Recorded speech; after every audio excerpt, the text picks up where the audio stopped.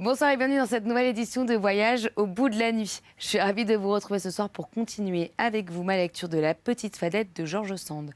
Comme d'habitude, n'hésitez pas à réagir sur les réseaux sociaux pour donner vos commentaires ou ce que vous voulez. Donc avec le hashtag VBN sur Twitter ou sur notre page Facebook Voyage au bout de la nuit. Je reprends donc ma lecture au début du chapitre 20 et je vous souhaite une excellente soirée. C'est possible que je t'ai haï un peu, répondit la petite Fadette.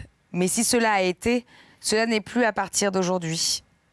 Et je vais te dire pourquoi, Landry. Je te croyais fière et tu l'es. Mais tu sais surmonter ta fierté pour faire ton devoir.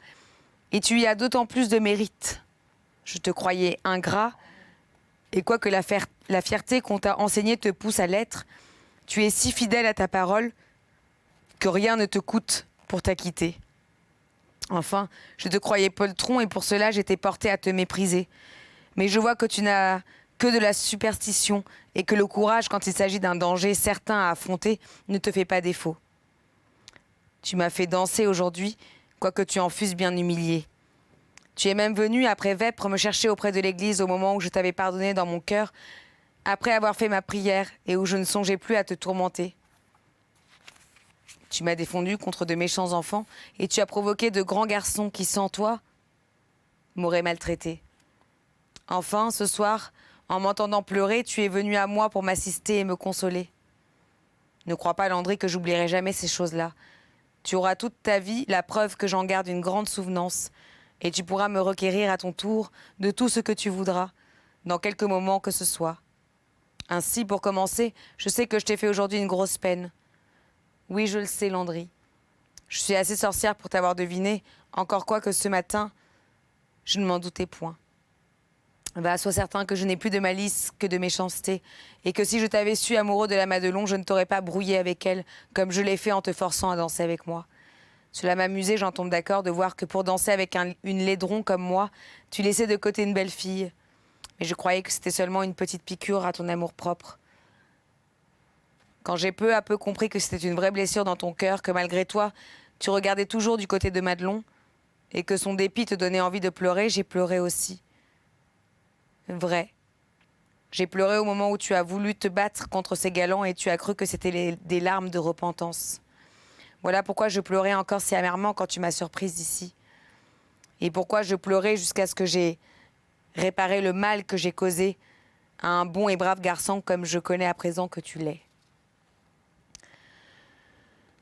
Et en supposant, ma pauvre Fanchon, dit Landry, tout ému des larmes qu'elle commençait à verser, que tu m'aies causé une fâcherie avec une fille dont je serais amoureux, comme tu dis, que pourrais-tu donc faire pour nous remettre en bon accord? Fie-toi à moi, Landry, répondit la petite Fadette. Je ne suis pas assez sotte pour ne pas m'expliquer comme il le faut. La Madelon saura que tout le tort est venu de moi. Je me confesserai à elle et je te rendrai blanc comme neige. Si elle ne te rend pas son amitié demain, c'est qu'elle ne t'a jamais aimé et que je ne dois pas la regretter, Fanchon. Et comme elle ne m'a jamais aimé, en effet, tu te prendrais une peine inutile. Ne le fais donc pas et console-toi du petit chagrin que tu m'as fait. J'en suis déjà guérie. Ces peines-là ne guérissent pas si vite, répondit la petite Fadette. Et puis, se ravissant, du moins à ce qu'on dit, fit-elle, c'est le dépit qui te fait parler, Landry. Quand tu auras dormi là-dessus, demain viendra et tu seras bien triste jusqu'à ce que tu aies fait la paix avec cette belle fille. Peut-être bien, dit Landry, mais à cette heure, je te baille ma foi, que je n'en sais rien et que je n'y pense point. Je m'imagine que c'est toi qui veux me faire accroître que j'ai beaucoup d'amitié pour elle, et moi, il me semble que, si j'en ai eu, c'était si petitement que j'en ai quasiment perdu souvenance. C'est drôle, dit la petite Fadette en soupirant. C'est donc comme ça que vous vous aimez, vous les garçons? Dame, vous, autre fille, vous n'aimez pas mieux, puisque vous vous choquez si aisément et que vous vous consolez si vite avec le premier venu. Mais nous parlons là des choses que nous n'entendons peut-être pas encore. Du moins toi, ma petite Fadette, qui va toujours te gaussant des amoureux. Je crois bien que tu t'amuses de moi encore à cette heure en voulant arranger mes affaires avec la Madelon. Ne le fais pas, te dis-je, car elle pourrait croire que je t'en ai chargé, et elle se tromperait. Et puis ça la fâcherait peut-être de penser que je me fais présenter à elle comme son amoureux attiré. attitré, car la vérité est que je ne lui ai encore jamais dit un mot d'amourette, et que si j'ai eu du contentement à être auprès d'elle et à la faire danser, elle ne m'a jamais donné le courage de lui faire assavoir par mes paroles. Par ainsi, laissons passer la chose. Elle en reviendra d'elle-même si elle veut, et si elle n'en revient pas, je crois bien que j'en en mourrai point. Je sais mieux ce que tu penses là-dessus que toi-même. Landry, reprit la petite Fadette. Je crois que tu me dis que tu n'as jamais fait connaître ton amitié à la Madelon par des paroles, mais il faudrait qu'elle fût bien simple pour ne l'avoir pas connue dans tes yeux. Aujourd'hui surtout, puisque j'ai été cause de votre fâcherie, il faut que je sois cause de votre contentement. Et c'est la bonne occasion de faire comprendre à Madelon que tu l'aimes. C'est à moi de le faire, et je le ferai si finement et si à propos qu'elle ne pourra point t'accuser de m'y avoir provoqué. Fie-toi, Landry, à la petite Fadette, au pauvre vilain grelé, qui n'a point là-dedans aussi laid que le dehors. Et pardonne-lui de t'avoir tourmenté, car il en résultera pour toi un grand bien. Tu connaîtras que s'il est doux d'avoir l'amour d'une belle, il est inutile d'avoir l'amitié d'une laide, car les laides ont du désintéressement, et rien ne leur donne dépit ni rancune. Que tu sois belle ou laide, Fanchon, dit Landry, en lui prenant la main, je crois comprendre déjà que ton amitié est une très bonne chose, et si bonne que l'amour en est peut-être une mauvaise en comparaison. Tu as beaucoup de bonté, je le connais à présent, car je t'ai fait un grand affront auquel tu n'as pas voulu prendre garde aujourd'hui. Et quand tu dis que je ne suis pas bien conduit avec toi, je trouve moi que j'ai agi fort malhonnêtement. Comment donc ça, Landry? Je ne sais pas en quoi. C'est que je ne t'ai pas embrassé une seule fois à la danse. Fanchon, et pourtant c'était mon devoir et mon droit puisque c'est la coutume. Je t'ai traité comme on fait des petites filles de 10 ans, qu'on ne baisse pas pour embrasser. Et pourtant tu es quasiment de mon âge. Il n'y a pas plus d'1 an de différence. Je t'ai donc fait une injure, et si tu n'étais pas si bonne fille, tu n'en serais pas bien aperçue. Je n'y ai seulement pas pensé, dit la petite Fadette, et elle se leva, car elle sentait qu'elle tentait, qu'elle mentait et qu'elle ne voulait pas le faire paraître. Tiens, dit-elle en se forçant pour être gaie, écoute, comme les grelets chantent dans les blés en chaume. Il m'appelle par son nom, par mon nom, et la chouette est là-bas qui me crie l'heure que les étoiles marquent dans le cadran du ciel. Je l'entends bien aussi, et il faut que je rentre à la priche. Mais avant que je te dise adieu, Fadette, est-ce que tu ne veux pas me pardonner? Mais je ne t'en veux pas, Landry, et je n'ai pas de pardon à te faire. Si fait, dit Landry, qui était tout agité d'un je ne sais quoi, depuis qu'elle lui avait parlé d'amour et d'amitié, d'une voix si douce que celle des bouvreuils qui gazouillent en dormant dans les buissons paraissait dure au pré. Si fait, tu me dois un pardon, c'est de me dire qu'il faut à présent que je t'embrasse pour réparer de l'avoir omis dans le jour. La petite Fadette trembla un peu, puis tout aussitôt reprenant sa bonne humeur. « Tu veux, Landry, que je te fasse expier ton tort par une punition? Eh bien, je t'en tiens quitte, mon garçon. C'est bien assez d'avoir fait danser la laide, ce serait trop de vertu que de vouloir l'embrasser. » « Tiens, ne dis pas ça, s'exclama Landry, en lui prenant la main et le bras tout ensemble. Je crois que ça ne peut être une punition de t'embrasser, à moins que la chose ne te chagrine et ne te répugne venant de moi. Et quand il lui dit cela, il fit un tel souhait d'embrasser la petite Fadette qu'il tremblait de peur qu'elle n'y consentît point. « Écoute, Landry, lui dit-elle de sa voix douce et flatteuse, si j'étais belle, je dirais que ce n'est le lieu ni l'heure de s'embrasser comme en cachette. Si j'étais coquette, je penserais au contraire que c'est l'heure et le lieu, parce que la nuit cache ma laideur et qu'il n'y a ici personne pour te faire honte de ta fantaisie. Mais comme je suis ni coquette ni belle, voilà ce que je te dis. Serre-moi la main en signe d'honnête amitié, et je serai contente d'avoir ton amitié, moi qui n'en ai jamais eu, et qui n'en souhaiterai jamais d'autre. » « Oui, dit Landry, je serre ta main de tout mon cœur. Entends-tu, Fadette? Mais la plus honnête amitié, et c'est celle que j'ai pour toi, n'empêche point qu'on s'embrasse. Si tu me dénies cette preuve-là, je croirais que tu as encore quelque chose contre moi. » Et il tenta de l'embrasser par surprise, mais elle y fit résistance. Et comme si elle se obstinait, elle se mit à pleurer en disant « Laisse-moi, Landry, tu me fais beaucoup de peine. » Landry s'arrêta tout étonné et si chagriné de la voir encore dans les larmes qu'il en eut comme du dépit. « Je vois bien, lui dit-il, que tu ne me dis pas la vérité en me disant que mon amitié est la seule que tu veuilles avoir. Tu en as une plus forte qui te défend de m'embrasser. » « Non, Landry, répondit-elle en sanglant, mais j'ai peur que pour m'avoir embrassé la nuit sans me voir, vous ne me haïssiez quand vous me reverrez au jour. »« Est-ce que je ne t'ai jamais vu ?» dit Landry impatienté. « Est-ce que je ne te vois pas à présent ? Tiens, viens un peu à la lune, je te vois bien. Et je ne sais pas si tu es laide, mais j'aime ta figure puisque je t'aime, voilà tout. » Et puis il l'embrassa, d'abord tout en tremblant, et puis il y revint avec tant de goût qu'elle en eut peur, et elle lui dit en le repoussant. « Assez, Landry, assez, on dirait que tu m'embrasses de colère ou que tu penses à Madelon. Apaise-toi, je lui parlerai demain, et demain tu l'embrasseras avec plus de joie que je ne peux t'en donner. » Là-dessus, elle sortit vitement des abords de la carrière et partit de son pied léger. Landry était comme affolé, et il eut envie de courir avec elle. Il s'y reprit à 3 fois avant de se décider à redescendre du côté de la rivière. Enfin, sentant que le diable était après lui, il se mit à courir aussi et ne s'arrêta qu'à la friche. Le lendemain, quand il alla voir ses bœufs, au petit jour, tout en les affanant et les câlinant, il pensait en lui-même à cette causerie d'une grandeur qu'il avait eue dans la carrière du Chaumois avec la petite Fadette, et qui lui avait paru comme un instant. Il avait encore la tête alourdie par le sommeil et par la fatigue d'esprit d'une journée si différente de celle qu'il aurait dû passer.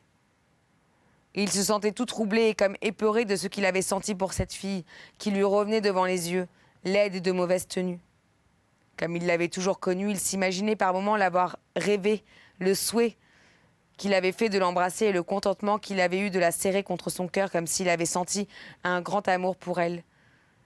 Comme si elle lui avait paru tout d'un coup la plus belle et plus aimable que par une fille sur terre.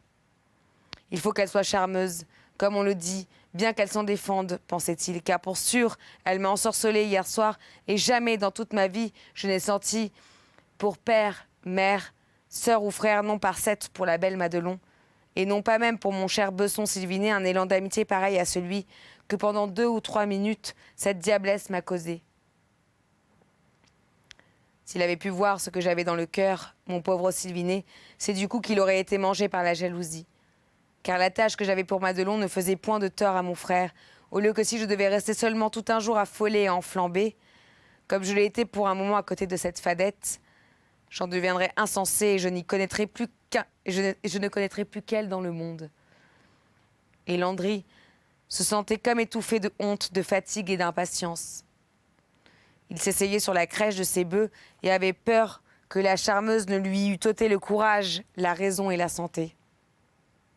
Mais quand le jour fut un peu grand et que les laboureurs de la friche furent levés, ils se mirent à le plaisanter sur sa danse avec le vilain Grelet, et ils la firent si laide, si mal élevée, si mal attifée dans leur moquerie, qu'il ne savait où se cacher, tant il avait de honte, non seulement de ce qu'on avait vu, mais de ce qu'il se gardait bien de faire connaître.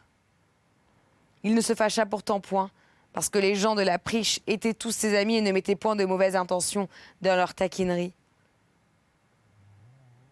Il eut même le courage de leur dire que la petite Fadette n'était pas ce qu'on croyait, qu'elle en valait bien d'autres et qu'elle était capable de rendre de grands services.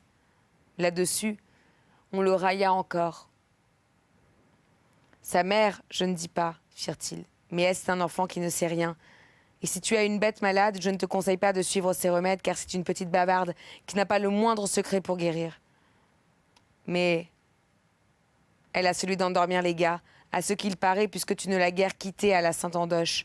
Et tu feras bien d'y prendre garde, mon pauvre Landry, car on t'appellerait bientôt le grelet de la grelette, et le follet de la Fadette. Le diable se mettrait après toi. Georgeon viendrait tirer nos draps de lit et boucler le crin de notre chevaline. Nous serions obligés de te faire exorciser. Je crois bien, disait la petite Solange, qu'il aura mis un de ses bras à l'envers hier matin. Ça attire les sorciers. Et la petite Fadette s'en était bien aperçue. Chapitre 21. Sur le jour, Landry était occupé à la couvraille, vit passer la petite Fadette. Elle marchait vite et allait du côté d'une taille où Madelon faisait de la feuille pour ses moutons. C'était l'heure de délier les bœufs parce qu'ils n'avaient fait leur demi-journée. Et Landry, en les reconduisant au package, regardait toujours courir la petite Fadette qui marchait si légèrement qu'on ne la voyait point fouler l'herbe. Il était curieux de savoir ce qu'elle allait dire à Madelon et au lieu de presser d'aller manger sa soupe, qu'il attendait dans le sillon encore chaud du fer et de la charrue, il s'en alla doucement le long de la taille pour écouter ce que tramaient ensemble ces deux jeunesses. Il ne pouvait les voir, et comme Madelon marmottait des réponses d'une voix sourde, il ne savait point ce qu'elle disait. Mais la voix de la petite Fadette, pour être douce, n'en était pas moins claire, et il ne perdait pas une de ses paroles, encore qu'elle ne cria point du tout. Elle parlait de lui à la Madelon, et elle lui faisait connaître, ainsi que l'on avait promis à Landry, la parole qu'elle lui avait prise 10 mois auparavant d'être à commandement pour une chose dont elle le requérait à son plaisir. Et elle expliquait cela si humblement et si gentiment que c'était plaisir de l'entendre. Et puis, sans parler du follet ni de la peur que Landry en avait eue, elle conta qu'il avait manqué de se noyer en prenant à faux le gué des roulettes, la veille de Saint-Andoche. Enfin, elle exposa du bon côté de tout ce qui en était, et elle démontra que tout le mal venait de la fantaisie et de la vanité qu'elle avait eue de danser avec un grand gars, elle qui n'avait jamais dansé avec les petits. Là-dessus, la Madelon écolorée éleva la voix pour dire « Qu'est-ce que me fait tout cela ? Danse toute ta vie avec les bessons de la bessonnière et ne crois pas, Grelet, que tu me fasses le moindre tort, ni la moindre envie. » Et la Fadette reprit « Ne dites pas des paroles si dures pour le pauvre Landry, Madelon, car Landry vous a donné son cœur. Et si vous ne voulez le prendre, il en aura plus de chagrin que je ne saurais dire. » Et pourtant elle le dit, et en si jolies paroles, avec un ton si caressant et en donnant à Landry de telles louanges qu'il aurait voulu retenir toutes ses façons de parler pour s'en servir à l'occasion, et qu'il rougissait d'aise en s'entendant approuver de la sorte. Le Madelon s'étonna aussi pour sa part du joli parler de la petite Fadette, mais elle la dédaignait trop pour le lui témoigner. « Tu as une belle jappe et une fière hardiesse, lui dit-elle, et on dirait que ta grand-mère t'a fait une leçon pour essayer d'enjôler le monde. Je n'aime pas à causer avec les sorcières, ça porte malheur, et je te prie de me laisser, grelet cornu. Tu as trouvé un galant, garde-le, ma mignonne, car c'est le premier et le dernier qui aura fantaisie pour ton vilain museau. Quant à moi, je ne voudrais pas de ton reste, quand même ce serait le fils du roi. Ton Landry n'est qu'un sot, et il faut qu'il soit bien peu de choses, puisque, croyant me l'avoir enlevé, tu viens me prier déjà de le reprendre. Voilà un beau galant pour moi, dont la petite Fadette elle-même ne se soucie point. » « Si c'est là ce qui vous blesse, répondit la Fadette d'un ton qui alla jusqu'au fin fond du cœur de Landry, et si vous êtes fier à ce point de ne vouloir être juste qu'après m'avoir humilié, contentez-vous donc et mettez sous vos pieds, belle Madelon, l'orgueil et le courage du pauvre Grelet des Champs. Vous croyez que je dédaigne Landry et que sans cela je ne vous prierai pas de lui pardonner ? Eh bien sachez que si cela vous plaît, que je l'aime depuis longtemps déjà, que c'est le seul garçon auquel j'ai jamais pensé, et peut-être celui à qui je penserai toute ma vie, mais que je suis trop raisonnable et trop fière aussi pour jamais penser à m'en faire aimer. Je sais ce qu'il en est, et je sais ce que je suis. Il est beau, riche et considéré. Je suis laide, pauvre et méprisée. Je sais donc très bien qu'il n'est point pour moi, et vous aurez dû voir comme il me dédaignait à la fête. Alors soyez donc satisfaite, puisque celui que la petite Fadette n'ose pas seulement regarder, vous voit avec des yeux remplis d'amour. Punissez la petite Fadette en vous moquant d'elle et en lui reprenant celui qu'elle n'oserait vous disputer. Que si ce n'est pas amitié pour lui, ce soit au moins pour punir mon insolence. Et promettez-moi, quand il reviendra s'excuser auprès de vous, de le bien recevoir et de lui donner un peu de consolation. » Au lieu d'être apitoyée par tant de soumission et de dévouement, la Madelon se montra très dure et renvoya la petite Fadette en lui disant toujours que Landry était bien ce qu'il lui fallait, et que quant à elle, elle le trouvait trop enfant et trop sot. Mais le grand sacrifice que la Fadette avait fait d'elle-même porta son fruit en début des rebuffades de la belle Madelon. Les femmes ont le cœur fait en cette mode, qu'un jeune gars commence à leur paraître un homme sitôt qu'elles le voient estimé et choyé par d'autres femmes. La Madelon, qui n'avait jamais pensé bien sérieusement à Landry, se mit à y penser beaucoup, aussitôt qu'elle lui renvoyait la Fadette. Elle se remémora tout ce que cette belle parleuse lui avait dit de l'amour de Landry. Et en songeant que la Fadette en était éprise au point d'oser le lui avouer, elle se glorifia de pouvoir tirer vengeance de cette pauvre fille. Elle alla, le soir, à la Priche, dont sa demeure n'était éloignée que de 2 ou 3 portées de fusil, et sous couleur de chercher une de ces bêtes qui s'était mêlée au champ avec elle de son oncle. Elle se fit voir à Landry et de l'œil l'encouragea à s'approcher d'elle pour lui parler. Landry s'en aperçut très bien, car depuis que la petite Fadette s'en mêlait, il était singulièrement dégourdi d'esprit. « La Fadette est sorcière, pensa-t-il. Elle m'a rendu les bonnes grâces de Madelon. Et elle l'a fait plus pour moi, dans une causette d'un quart d'heure, que je n'aurais su faire dans une année. Elle a un esprit merveilleux et un cœur comme le bon Dieu n'en fait pas souvent. » Et en pensant à cela, il regardait Madelon, mais si tranquillement qu'elle se retira sans qu'il se fût encore décidé de lui parler. Ce n'est point qu'il fut honteux devant elle. Sa honte s'était envolée sans qu'il sût comment, mais avec la honte, le plaisir qu'il avait eu à la voir, et aussi l'envie qu'il avait eue de s'en faire aimer. À peine eut-il soupé qu'il fit mine d'aller dormir. Mais il sortit de son lit par la ruelle, glissa le long des murs et s'enfuit droit au guet des roulettes. Le feu follet y faisait encore sa petite danse ce soir-là. Du plus loin qu'il le vit sautiller, Landry pensa « C'est tant mieux, voici le Fadet, la Fadette n'est pas loin. » Et il passa le guet sans avoir peur, sans se tromper, et il alla jusqu'à la maison de la mère Fadet, furetant et regardant de tous les côtés.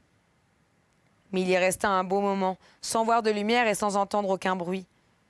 Tout le monde était couché. Il espéra que le grelet, qui sortait souvent le soir après que sa grand-mère et son sauteriot étaient endormis, vaguerait quelque part aux environs. Il se mit à vaguer de son côté. Il traversa la Jonssière, il allait à la carrière de Chaumois, sifflant en chantant pour se faire remarquer. Mais il ne rencontra que le blaireau qui fuyait dans les chaumes et la chouette qui sifflait sur son arbre. Force lui fut de rentrer sans avoir pu remercier la bonne amie qui l'avait si bien servi. Chapitre 22. Toute la semaine se passa sans que Landry pût rencontrer la Fadette, de quoi il était bien étonné et bien soucieux. Elle va croire encore que je suis ingrat, pensait-il, et pourtant si je ne la vois point, ce n'est pas faute de l'attendre et de la chercher.